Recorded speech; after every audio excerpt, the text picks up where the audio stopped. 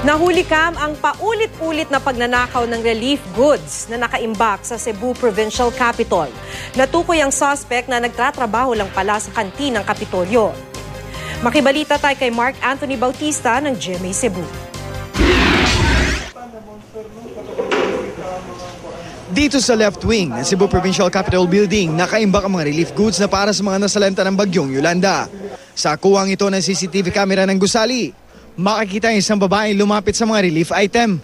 Kumuha siya ng isang plastic bag na puno ng relief goods at umalis. Nangyari ito noong November 12. Ang parehong tagpo na ulit noong November 28. Isang babae ang kumuha rin ng isang pack ng relief goods. At kinabukasan November 29, may babae na naman kumuha ng relief items. Isinilid niya ito sa dala niyang bag. Nakita kahapon ng security ng Capitol mga nangyaring pagnanakaw habang ni-review ang mga kuha ng CCTV.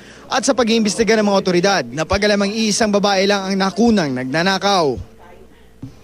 Nakilala siyang si Nessie Toralba, nagtatrabaho bilang server sa kantinang Kapitolyo.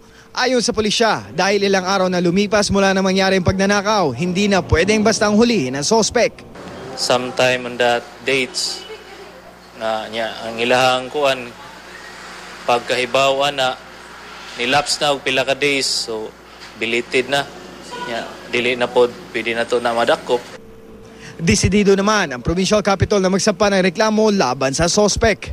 Bitaw na mo pod makuha nga gitolerate na mga particular nga criminal act ba, especially in the middle bitaw of disaster relief operations. Pinuntahan ng GMA News ang sospek pero tumanggi siyang magpaunlak ng panayam. Mark Anthony Bautista, Nagbabalita, Pilipinas.